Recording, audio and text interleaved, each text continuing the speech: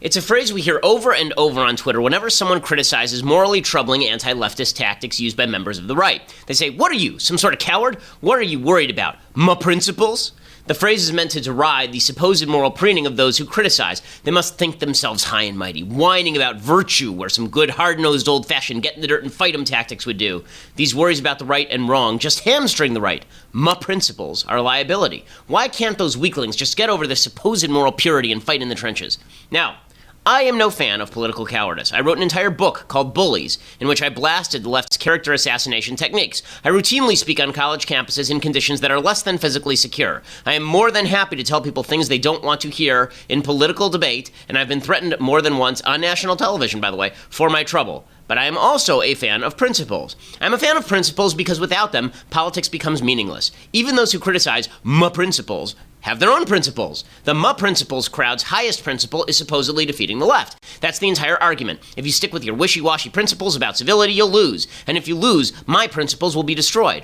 But as it turns out, many of the people who mock my principles have no actual principles other than empty tribal victory. Never was that clearer than this week when several members of the self-appointed Trump Ardent Defense Squad went full social justice warrior, invading a Shakespeare in the Park performance of Julius Caesar that depicts President Trump as Caesar. Screaming liberal hate kills, they stormed the stage, called the audience member Joseph Goebbels, and held up the production. Those who objected to this obtuse behavior were simply being hamstrung by my principles, they then proclaimed. Except that there were no principles at stake here. What was the supposed principle? Perhaps the principle was that artists shouldn't make art that invokes images of violence inflicted on a president. Then why weren't they upset about a rodeo clown dressed up as President Obama in 2013? Maybe the principle was that radical rhetoric leads to violence. Then why weren't they upset when candidate Trump urged his followers to clock protesters? Maybe the principle was that shutting down others' free speech is bad, a sort of ironic lesson for the left. Then why didn't they say so, rather than claiming that the content of the play justified their shutdown? And why would this be a good strategy, given that the self-immolating hard left's free speech shutdowns have backfired so dramatically that even Obama and Elizabeth Warren and Bernie Sanders have been forced to condemn them? No, there were no principles here other than tribalistic anti-left foolishness. Unfortunately, that seems to be the order of the day for a few select on the right. I'm old enough to remember when the pro-Trump right justified Trump's behavior on the grounds that he had to build a wall and rescind Obama's executive amnesty. Now, only Ann Coulter has the guts to point out that Trump hasn't done either of those things and that he just enshrined for all time Obama's executive amnesty. I'm old enough to remember when the pro-Trump right assured conservatives that it would hold Trump to account if he were to fail to repeal Obamacare. Now it's ignoring the fact that he called a watered-down Obamacare too mean and pushed for broader funding.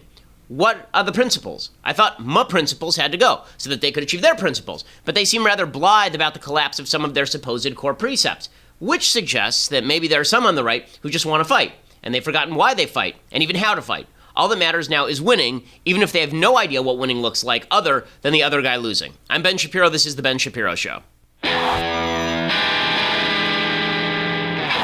Okay, lots to talk about today. I'm going to talk about, at length, the Ossoff loss, which is just hilarious. I have been all evening. Last night I was laughing my ass off. It was just spectacular. The good news is that he will at least have a soft landing. He's probably going to end up, I think, as a rotating co-host on Pod Save America, because that's probably the only place he can go from here. But before we get to any of that, and there's a lot to talk about, it is a vindication for President Trump just because the left turned it into a referendum on Trump when it really did not have to be. But before we get to any of that, first I want to say thank you to our sponsors over at Helix Sleep. So, I don't get a lot of sleep, which means that the sleep that I do get, I need it to be I need to be fast asleep, I need to be comfortable. I really need to get my quality sleep since I can't get quantity sleep due to the 2 kids in my house under age 4.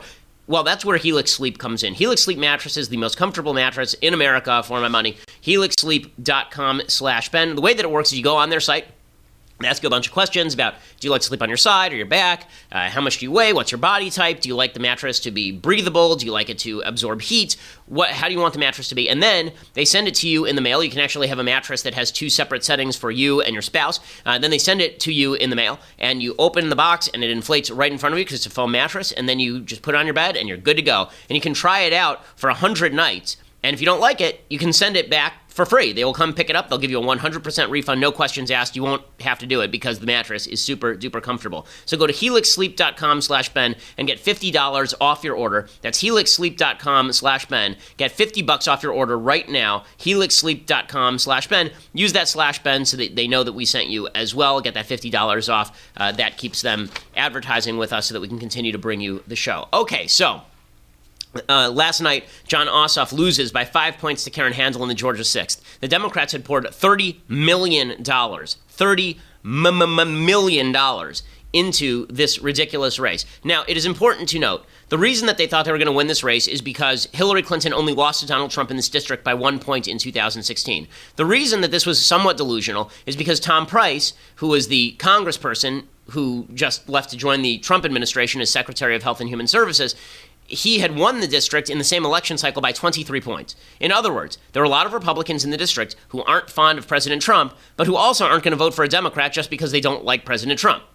Trump wasn't on the ballot last night. Karen Handel was on the ballot. They kind of like Karen Handel. They certainly like Karen Handel a lot more than they like John Ossoff. And the Democrats' attempts to turn everything into a referendum on Trump really backfired against them in a significant way last night. Again, they dumped tons of outside the district money in. John Ossoff looks like they found the one man in America who's nerdier than I am, and they ran him for Congress. And then they ran him from a district that wasn't even the Georgia 6th.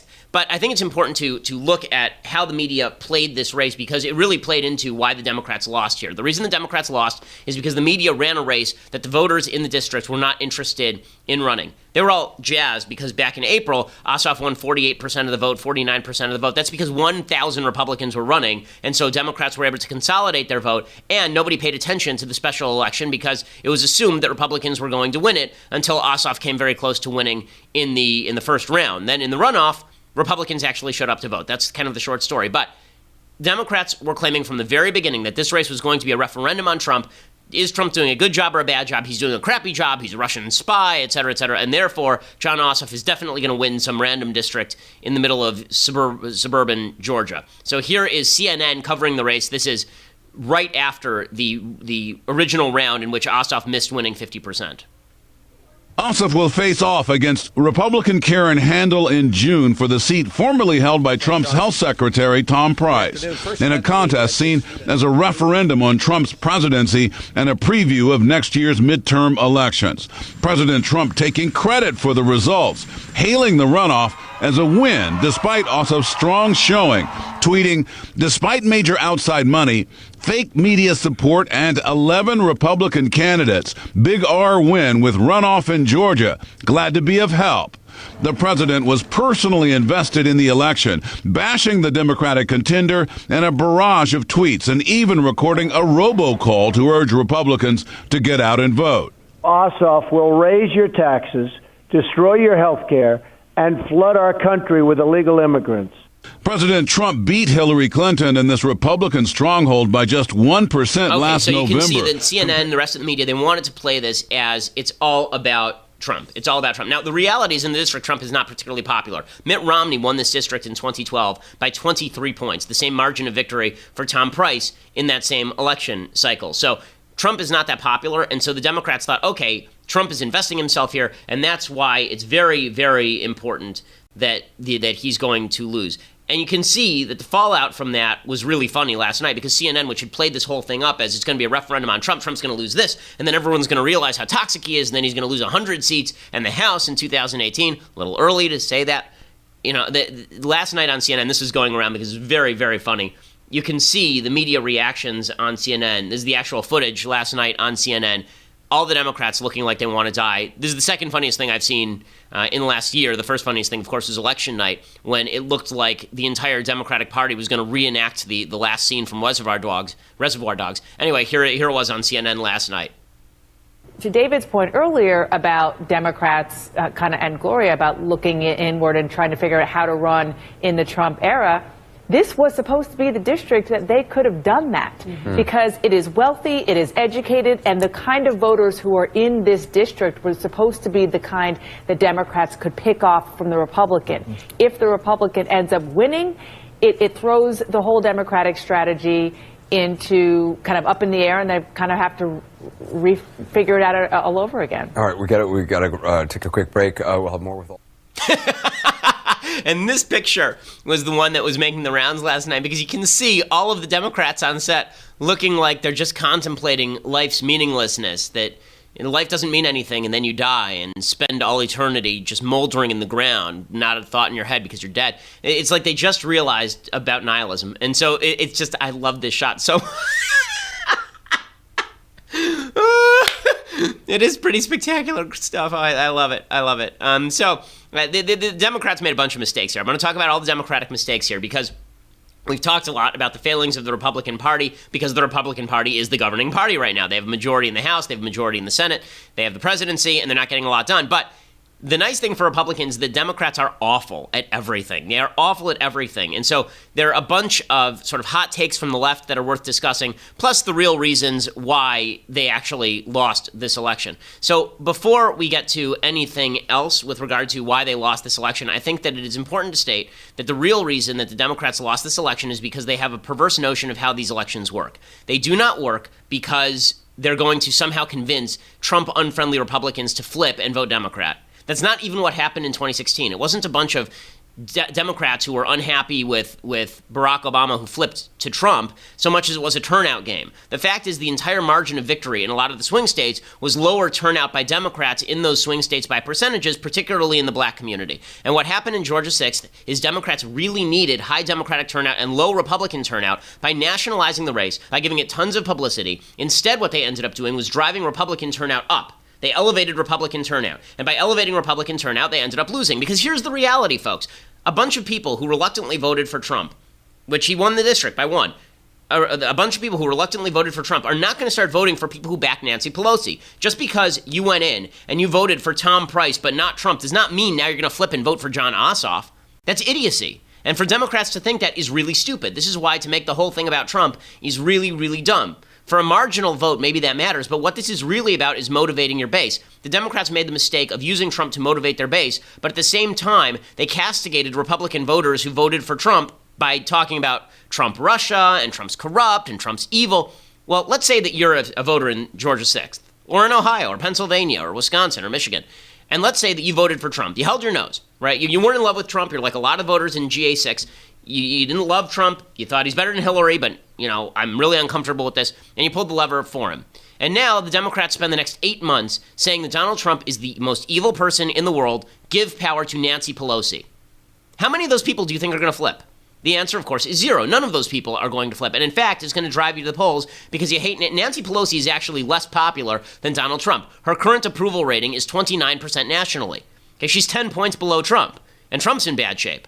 So, again, the Democrats made a very large boo-boo when they started targeting these, what they called Republican swing voters, instead of trying to drive out their own base. It's exactly the same mistake, actually, that they made in 2016 when they started targeting Republican swing voters in Michigan, as opposed to trying to drive out their own base. So, a couple of things. Number one, Ossoff's chances in this district were inflated from the outset. This was a congressional race, not a race about Trump. Not a race about Trump. The same year that Trump won by 1, Tom Price won by 23 points. Second, Democrats nationalized this race with outside money. So by pouring money in from California, Ossoff received more money from California than from Georgia in this race. He spent $30 million, and now he's complaining about money in politics, which is just hysterically funny. By doing that, they ended up destroying their own the credibility of their own candidate. What they really needed to do was keep this race under the radar.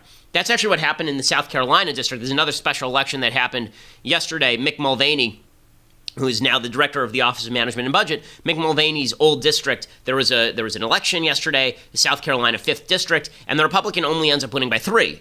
Mick Mulvaney won by 21, and Trump won by 18 in that district. So the idea that was a really close race should scare Republicans. South Carolina 5 should scare Republicans. What Republicans should hope is that Democrats continue to nationalize every race, continue to elevate every race, because that is polarizing to Republicans, and Republicans will then turn out. In South Carolina 5, nobody even knew it was happening, and Democrats almost were able to sneak in and steal a victory in South Carolina 5, a district where Trump was, again, won by an enormous margin.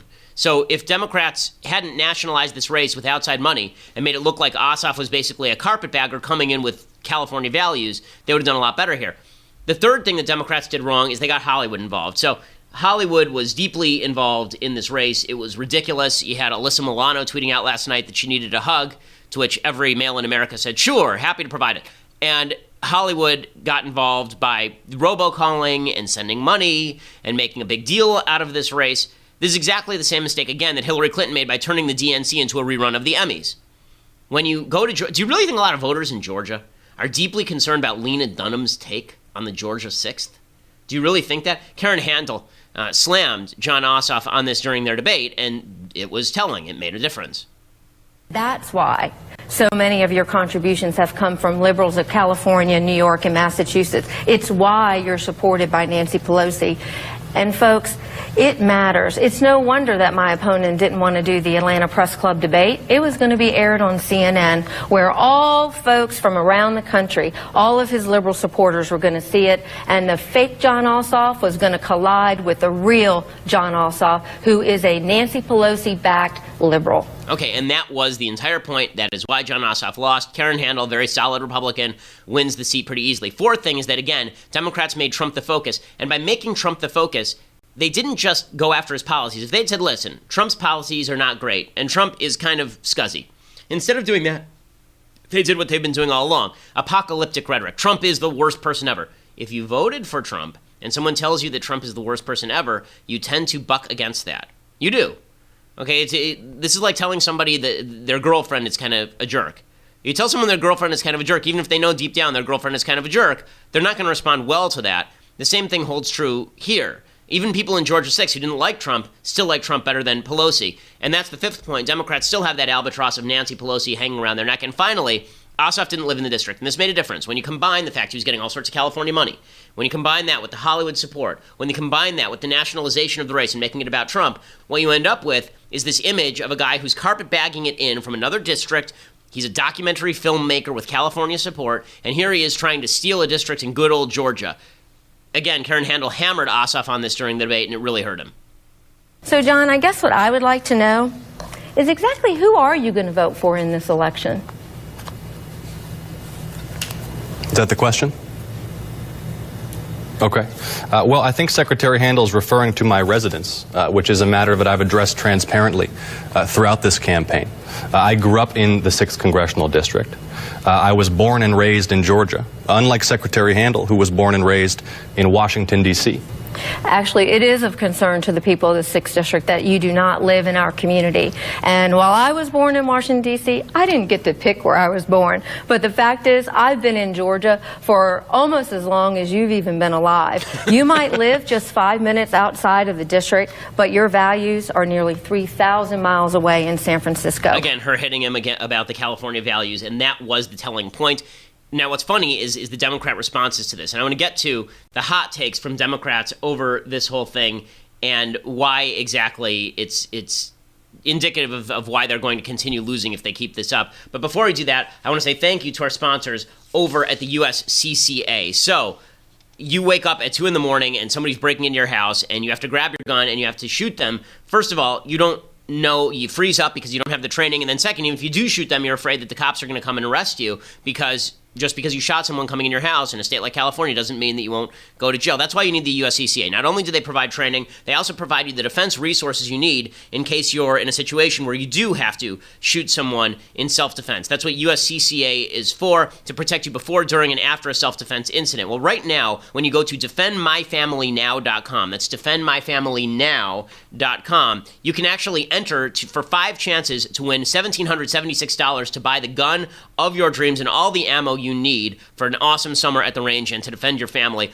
It's a really, really cool thing they're doing right before July 4th, 1776. Get it? You have 5 chances to win $1,776 when you register over at defendmyfamilynow.com to enter for free. And you have 5 chances to enter for free. Defendmyfamilynow.com. Again, go to defendmyfamilynow.com. Not only do you get all the services of USCCA, but you get one of those 5 opportunities to win $1,776 for the gun or ammo of your choice. Super cool. We are so pleased to be working with the USCCA, doing tremendous work on behalf of gun owners across the United States and prospective gun owners who just want to win $1,776 to buy a new gun. Defendmyfamilynow.com. Okay, so the Democrats have reacted to the Ossoff loss in the same way they reacted to the Hillary loss. It is almost impossible to overstate how off the rails Democrats have gone in the aftermath of Hillary losing. They just could not deal with Hillary Clinton losing the election. And so that's why they went into this whole Trump-Russia collusion thing. This is why they went into the idea that the election was stolen from Hillary Clinton. It's why they've castigated the American voter as racist, sexist, bigot, homophobe, doubling down on their own stupidity.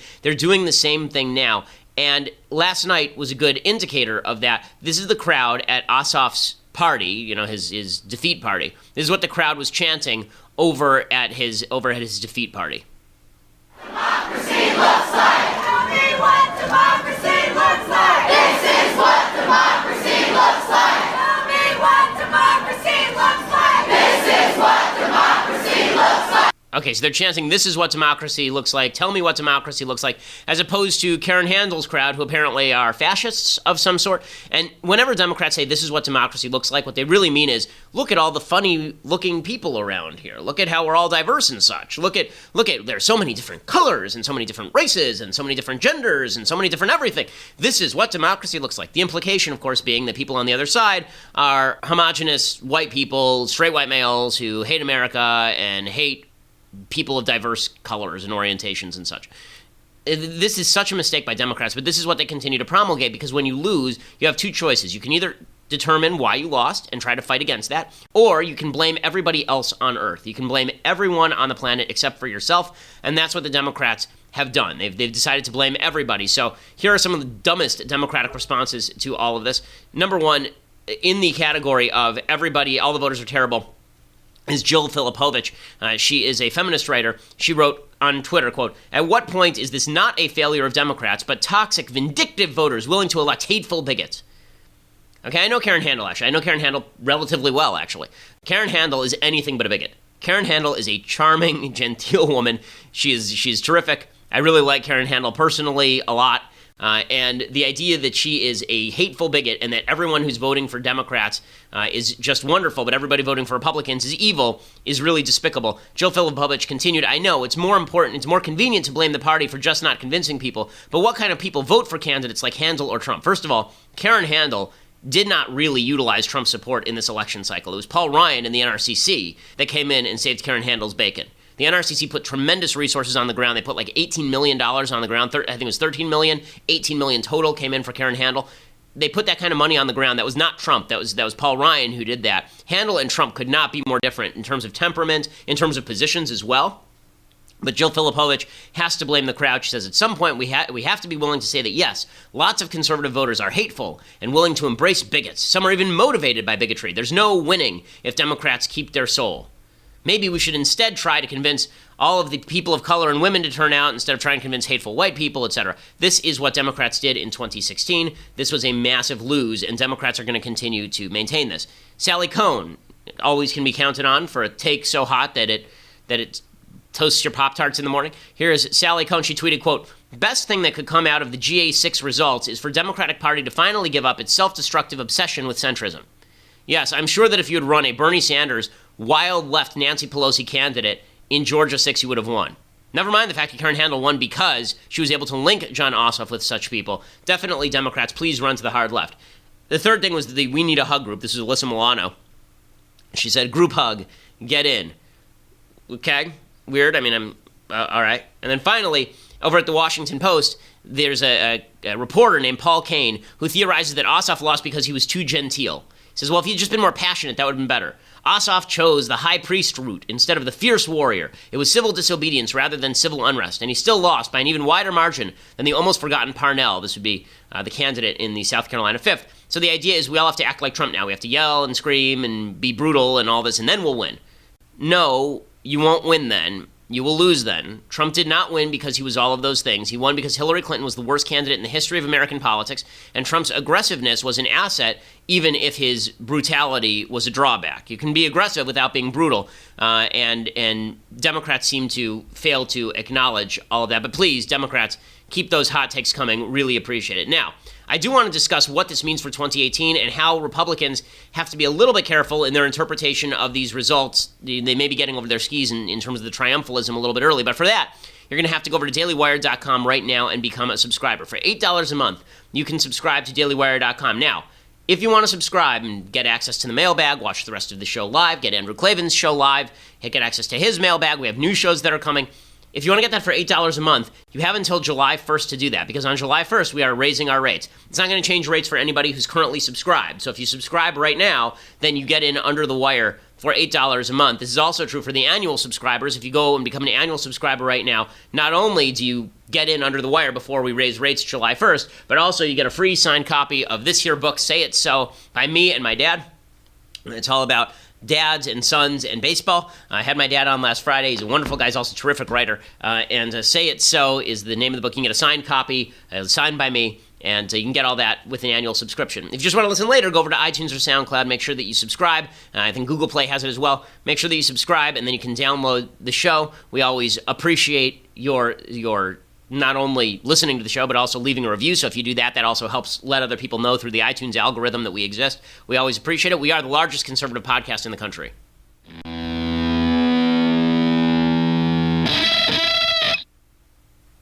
Okay, so the Republicans are also a little bit over their skis with regard to the reaction to Karen Handel's win. So I just talked at length about why the Democrats are going to continue to lose if they continue to keep this up. But, as I mentioned, I think that the smart Democrat play here is to continue pounding on Trump, as they have been, to continue to polarize and drive out their base, as they have been, but then in these congressional districts to sort of keep it close to the vest, because they have to, it's a turnout game now, and not a lot of convincible voters in the middle. It's not like there are a bunch of moderates who are waiting to hear from Democrats and waiting to hear from Republicans.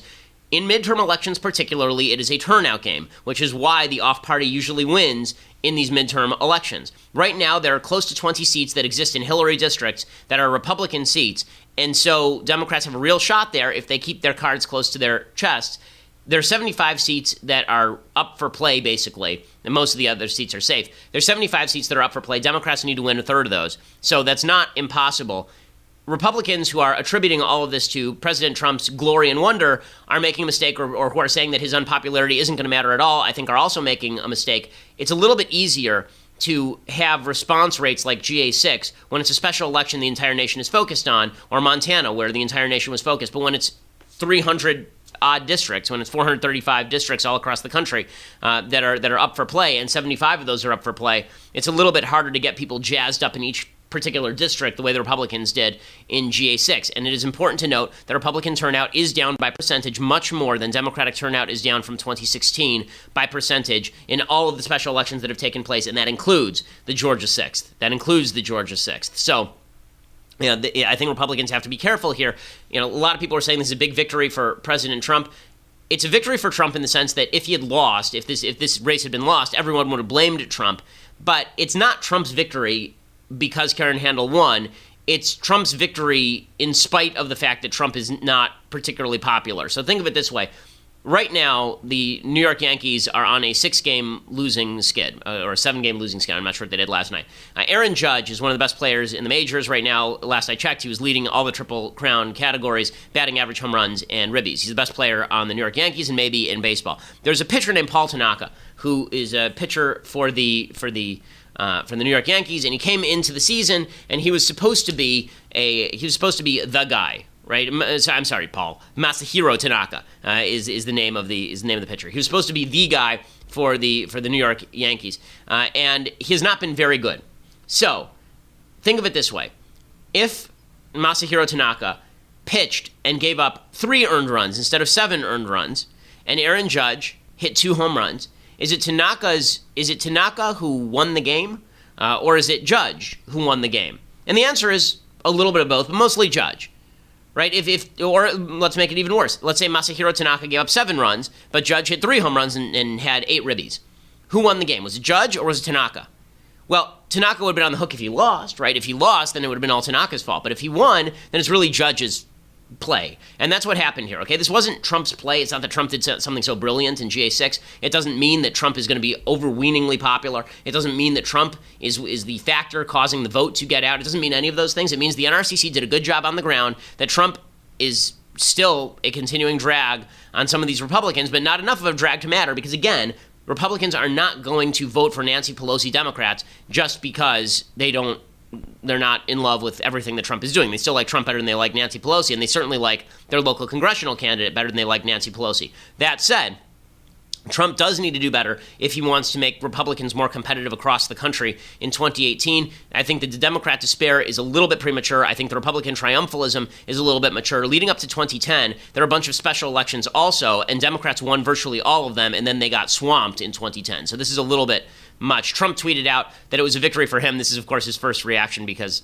he's Donald Trump. Here's what he said. He said, "Thank you, Fox News. Huge win for President Trump and GOP in Georgia congressional special election." It took him another 2 tweets to get to Karen Handel, but he's right. Listen, I mean, Trump does not take the L here, but to attribute the W to him, I think, is a little bit much. People are pointing to Karen Handel thanking Trump last night as evidence that it was really Trump's impact in this district that mattered. Here was the tape from Karen Handel thanking Trump last night.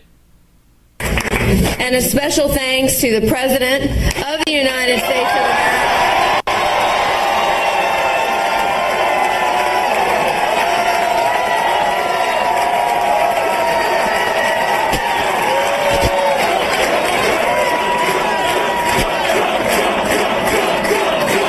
Right, a lot of people are chanting Trump there, and this is evidence that this was all about Trump. Well, except that Karen Handel didn't mention Trump virtually the entire election cycle. Trump didn't go down to GA6 to campaign with her. They sent Mike Pence, I believe, to campaign with her. So, again, this is not a rip on Trump. It really is not. It's just to say, let's not pretend that what Trump does doesn't matter. It is going to matter. It just didn't matter very much in GA6, or at least the amount that it mattered was not super high. It obviously mattered more in SC5, in South Carolina 5. Okay. Meanwhile, as I say, the left cannot get out of its own way. If the left were smart, what they would be doing right now is pointing out that Donald Trump is not good at this job, that he hasn't really done anything, and that he hasn't fulfilled promises that he's made to a lot of people. But instead, the left is still going full conspiracy because they have to let Ossoff and Hillary off the hook by saying that Trump is super duper corrupt and cheating. Rachel Maddow last night on MSNBC was doing this routine again about Trump's real estate holdings, like anybody cares. A federal racketeering lawsuit, a RICO law against Felix Sater's company, in which he partnered with Donald Trump.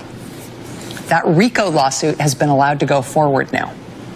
And the former employee who has brought that RICO lawsuit against Felix Sater and his former company in which he partnered with Donald Trump, that RICO lawsuit, the guy who brought that RICO lawsuit, is now telling a reporter named Tim O'Brien at Bloomberg News that when Felix Sater and his company put together the financing for those Trump projects, including the Trump Soho, they had a very specific explanation internally at their company for why they had to take some foreign financing for the Trump projects and why they had to turn some other foreign financing down. You can see, look, she's looking for the kill shot on Trump. Instead of them just campaigning against Trump the same way they campaigned against Bush, instead of just saying, Bush, what they said about Bush is he's stupid, he's a bad president, vote for us. Right? Republicans are corrupt, he's a bad president, vote for us. Instead, they're doing he's going to be taken down. Do you understand? He's just going to be taken down. I mean, there will be real estate holdings. And let me explain to you what that means in really detailed language. What that means is that Trump, by 2018, will no longer be president. He will be in jail, in Russia, in a gulag, because that's what the documents show.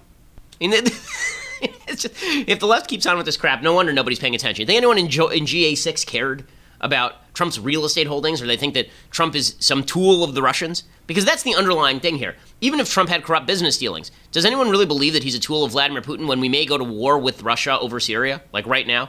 It's just silly. Mark Levin had a great take about this yesterday. He was talking about Robert Mueller, who's the special counsel, and he was saying what I've been saying for a while, which is that even if Donald Trump was fired FBI Director James Comey for a bad reason, that still does not constitute obstruction of justice. I mean, I talked about this at length on the show like a week ago, and here is Mark saying the same thing.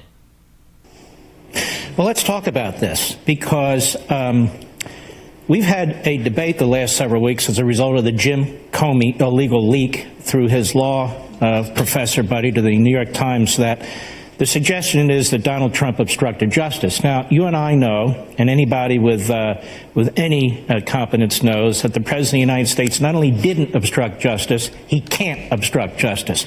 That aside, this has been the debate for weeks. Obstructing justice, Well, Mueller investigate him. Mueller's investigated. That's not the question. That's media insanity. The issue is, why would Mueller investigate a sitting president at all as a criminal matter? Because it's been the position of the United States Department of Justice under Republicans and Democrats in a 1973 memorandum and an October memorandum under the Clinton administration that you cannot indict a sitting president. Okay, and that's right. I mean, now, the case for Mueller's investigation is that he's investigating Trump in ancillary fashion. But no, Trump is not going to be thrown out of office, and all of the fantasies of the left are not going to come true. Now, I want to talk for a little bit about the fact that Republicans aren't doing anything with all this winning. So we've talked about Democrats losing. We've talked about the insanity of suggesting that Trump is going to be ousted through anything other than impeachment, that there's going to be any sort of criminal investigation into Trump that results in his going to jail, which is legally impossible. What are they actually doing with all of this? So they're supposed to propose Trump Care by the end of the week. We're supposed to finally see the text of Trump Care. Then they're supposed to get a CBO score on Monday and vote on it by like Wednesday. This is the plan, to rush this thing through. Mike Lee, as I've said, maybe the last honest senator in America. There are like 3 guys in the Senate who I actually like: Mike Lee, Ben Sasse, Ted Cruz. And Lee is a super duper honest. But here is Mike Lee talking yesterday about the negotiations on health care. And he says, listen, conservatives have basically been shut out of this process because Mitch McConnell just wants to ram something through. This is not good stuff. As I said yesterday, if somebody is surprising you, if they're keeping something secret from you, and it's not Valentine's Day coming up, then it's going to be bad. Here's what Senator Lee had to say. I've had a lot of people ask me specifically when the health care bill is going to be released to the public, why it isn't public. The short answer to the question is I haven't seen it yet either.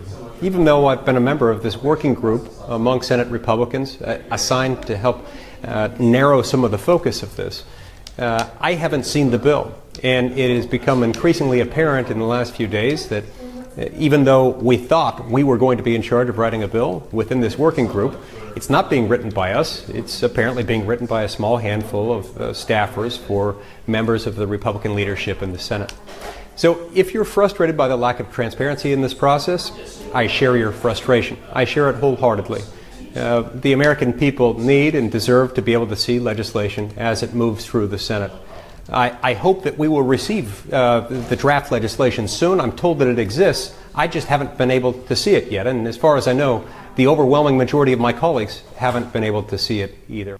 Okay, again, just ridiculous. Okay, just ridiculous that Mike Lee, who is one of the thought leaders for the conservative movement, isn't allowed to even see the bill. Who's negotiating this? I mean, Ted Cruz yesterday said that he hadn't seen the bill. Ted Cruz was supposed to be one of the lead conservative negotiators on this bill. What's going to come out is going to be a monstrosity. It's going to be crappy. I'm just predicting it right now. The House bill was bad enough. It is marginally better than Obamacare, but in many ways it is not. Even in some ways, it's actually worse than Obamacare. It's a garbage bill, and it's garbage in, worse garbage out. That seems to be how Congress operates. Again, what you do with the congressional majority matters more than just gaining the congressional majority. You actually have to do something with it. At this point, Daniel Horowitz over at Conservative Review made. He said, listen, I'm happy that Ossoff lost. So am I. I'm happy that someone good like Karen Handel is in. That's great. Now what are you going to do with it? Meanwhile, in other news that is being ignored because it's more important, this is what I don't like about what's happening on the right, is we're so interested in, yes, we defeated Ossoff. Yay! Okay, great. Okay, now, what you going to do with it? The Syrian civil war is heating up, and we don't have a plan there. We just don't. Now, I'm not saying there is a perfect plan. I don't know that there's a great solution in the Syrian civil war, but at least we have to have some goals. And I haven't heard what the goals are. Are the goals to oust Assad? I don't know. Is the goal to defeat ISIS and then occupy the area, or to use the Kurds to occupy the area, or to create an independent Kurdistan? Like, what exactly are our goals there? And why is it that Congress hasn't voted on it? I mean, Obama got into an illegal war in Syria. There was no congressional approval. Obama knew that, and that's why he tried to pawn it off on the Congress, and then he went ahead and did what he wanted anyway. Right now, we are engaged in military operations with boots on the ground in Syria without congressional approval. Again, I don't know where the authorization to do this legally comes from.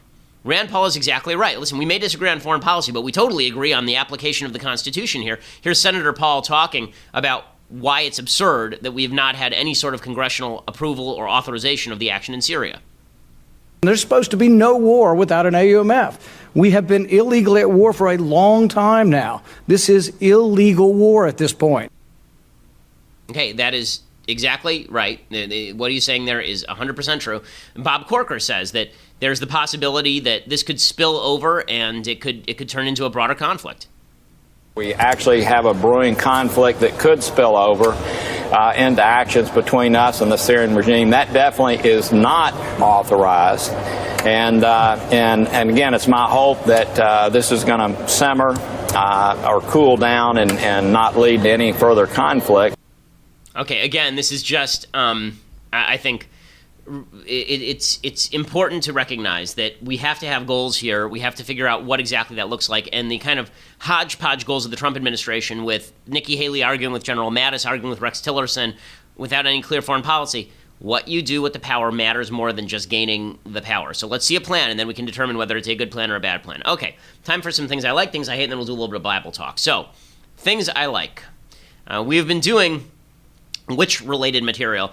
We've done a version of the of this play before, but this play is famous for the presence of witches in it, and this, of course, is Macbeth. So there's a very good production of Macbeth with Patrick Stewart. It's a modernized version with Patrick Stewart. Macbeth is a fantastic play. It's just a wonderful, wonderful play. One of Shakespeare's greatest four, in my opinion. The greatest four would be Hamlet, King Lear, Othello, and Macbeth. Those would be the greatest four. I like his tragedies better than I like his comedies. I know some people favor his comedies.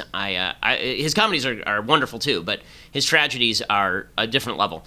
Here is a little bit of the preview of Macbeth with Patrick Stewart. All hail Macbeth, thou shalt be king hereafter.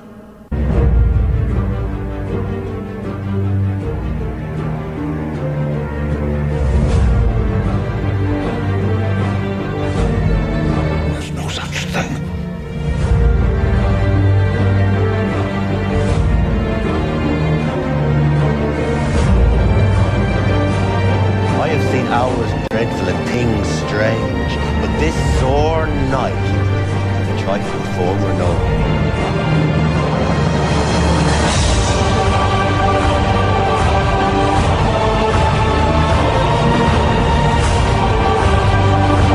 Okay, so it's quite a good production.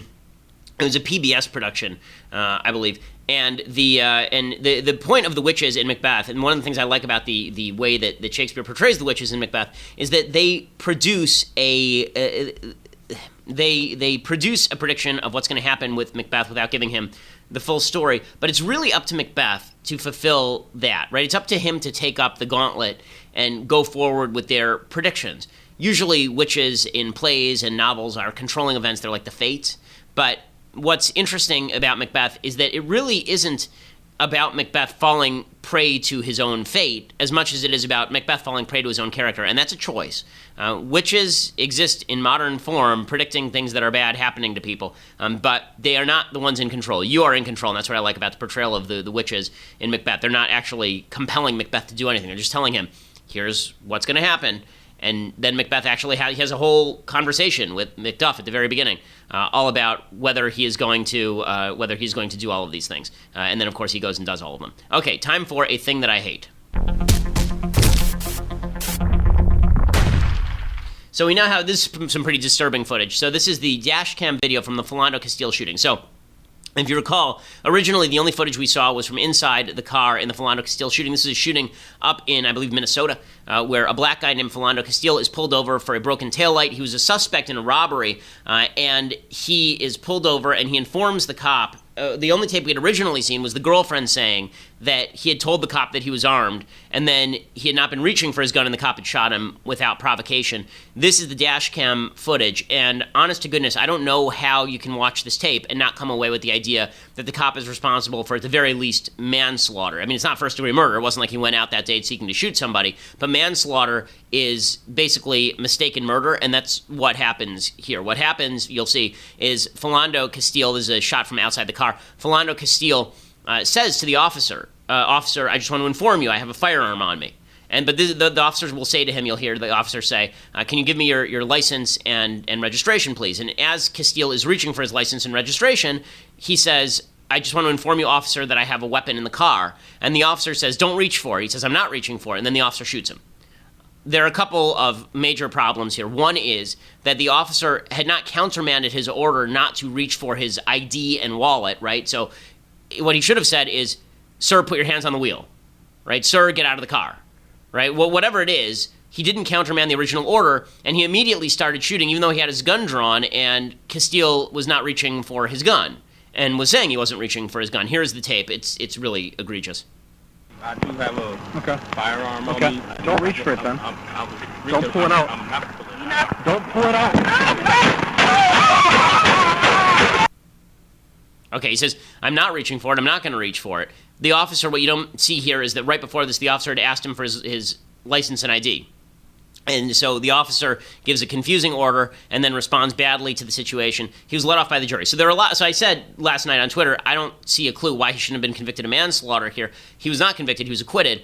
I guess the case from the jury would have been something like he didn't know if Castile was reaching for the gun. Maybe he was lying while he was reaching for the gun. I don't know why you would say to the officer, I have a gun in the car, if you intended to shoot the officer. It doesn't make a lot of sense to me. But beyond that, so people were saying, well, I have a clue. I have a clue why he got off. The implication, of course, being that the officer is not white. Is not black. I believe the officer is Asian, and the victim is black. So therefore, that's why he was let off. The officer. This is a bunch of crap. The reason the officer was let off, Wesley Lowery gets this right. He is not. He is a reporter who I thought did some poor reporting on Ferguson, but who is right about this stuff. And Wesley Lowery said, no, what really happened here is that it is very difficult to convict a cop. And that is basically true. It is almost impossible to convict a cop. We've had situations like Michael Slager and Walter Scott, in which we have tape of somebody being shot in the back, and then there's a mistrial because people don't want to convict cops. Listen, I understand the tendency not to want to convict cops. I think that the vast, vast, vast majority of shoots are good. I think that cops are doing an almost impossible job, a very, very difficult job in which I would not want to participate. But when you take the job and when you get the training, then there are certain rules that are placed upon you, and you have to abide by those rules, and you have to be trained to be good at this. And if you get it wrong, then it's going to cost you. And we have to treat officers as though they have responsibility just like any other citizen, except heightened because they actually have training where other citizens do not. So I understand the tendency to try and defend cops in situations like this, but this is not, as far as I can see from this tape, it's not defensible. If there's extraneous evidence that I've not seen, I will change my opinion. But based on this evidence, this looks much more like manslaughter than it does like even close to a good shoot for me. Okay, time for a little bit of Bible talk. So we have gone through, as I say, the entire Bible in the Jewish tradition, the entire 5 books of Moses. So now we've moved on to the Haftorahs. The Haftorahs are these parts of the writings and the prophets that are associated with the portion of the week from the Torah. Originally, they were read because the Jews were banned by the Romans from reading from the Torah itself. So instead, the Jews started reading from the Nevi'im and the Ketuvim, the prophets and the writings, in order to evade scrutiny of the Romans. This is from the book of Isaiah. And it's because it's the new moon this week, so it's Rosh Chodesh. It's the new moon. New month is declared on Saturday. So here is what it says in Isaiah chapter 66. Who heard anything like this? Who saw anything like these? Is a land born in one day? Is a nation born at once? That Zion both experienced birth pangs and bore her children? Will I bring to the birth stool and not cause to give birth, says the Lord? Am I not he who causes to give birth? Now should I shut the womb, says your God? Rejoice with Jerusalem. Exult in her, all those who love her. Rejoice with her a rejoicing, all who mourn over her. In order that you suck and become sated from the breast of her consolations, in order that you drink deeply and delight from her approaching glory. For so says the Lord, behold, I will extend peace to you like a river, and like a flooding stream the wealth of the nations, and you shall suck thereof. On the side you shall be borne, and on knees you shall be dandled, like a man whose mother consoles him. So will I console you, and in Jerusalem you shall be consoled. I wanted to point a couple things out here. One, okay, the focus on Jerusalem is a uniquely Jewish one. All of this is written long before the time of Jesus, and certainly long before the time of Islam. So whenever people say that Jerusalem is holy to all religions, it's holy to all religions because it was holy to Judaism first, and that's pretty evident from this particular section. But also, I do love what God says about the redemption, the idea of the suddenness of the redemption, and that is the magic of. That is the magic of the rebirth of the state of Israel. The rebirth of the state of Israel was basically undertaken at the beginning of the 20th century, and then it happens in 1947, 1948, and it's born. I mean, not like most other nations are born. Right? It's born with its independence is declared within a year. It exists. Hundreds of thousands of Jews are flowing into it. The nation was born all at once, and Zion experienced birth pangs and bore her children. One of the beautiful things about the prophets is that if the prophecies don't come true, they're not actual prophets. That's sort of the point of the prophecies. And these prophecies are quite beautiful, you can see that eventually, if the first half of the prophecy has been fulfilled, then the second half will also be fulfilled, that peace will be extended to Israel like a river, and the wealth of nations will come to Israel, not just because the wealth of nations will be centralized in Israel or anything, but because the wealth of nations will spread out from Israel as well. God's love for the Jewish people is proclaimed here. God's love for humanity is proclaimed via the Jewish people, as Jews believe in, as it says in the Old Testament.